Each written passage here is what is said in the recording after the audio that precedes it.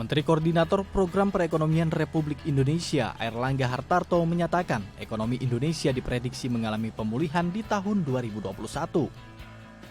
Hal tersebut dapat terlihat dari adanya kenaikan indeks konsumerisme masyarakat dan meningkatnya penjualan kendaraan bermotor sebesar 28,2%. Hal ini menjadi salah satu faktor adanya pemulihan ekonomi dalam jangka pendek. Sementara secara umum, Airlangga menyebutkan peningkatan belanja tanah air telah naik mencapai 32% pada April 2021. Pihaknya pun menambahkan, per April, realisasi pemulihan ekonomi nasional sudah mencapai 19,2% dari pagu anggaran 699,43 triliun, yang terdiri untuk program kesehatan, perlindungan sosial, program padat karya, dukungan UMKM dan perusahaan, hingga insentif usaha. Yang ada dari perbankan, nah di sini terlihat dari Big Data Bank itu telah terjadi kenaikan yang cukup besar, terjadi lonjakan di bulan April 32,48%. Nah ini tentunya sejalan dengan indeks keyakinan konsumen dan sejalan juga dengan pergerakan di sektor industrinya di halaman berikut, di mana dana yang masuk ke industri juga sudah meningkat.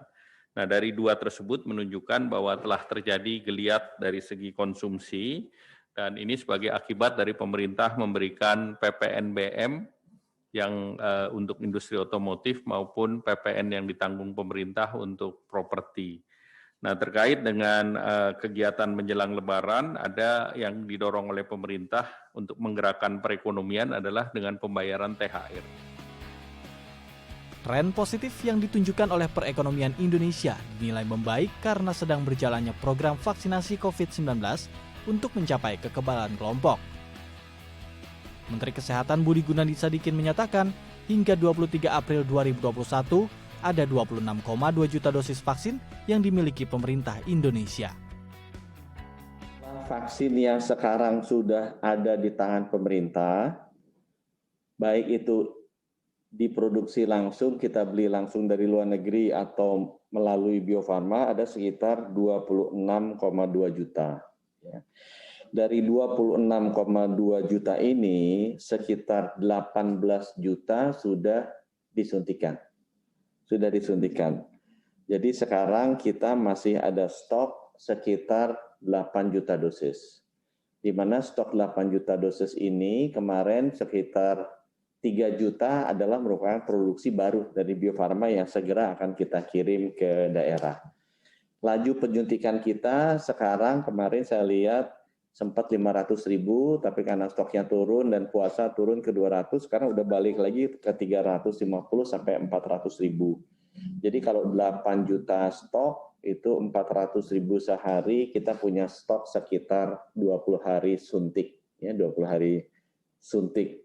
Agak mepet sebenarnya karena memang siklus produksinya Bio Farma untuk setiap kali menerima bahan baku itu 1 bulan.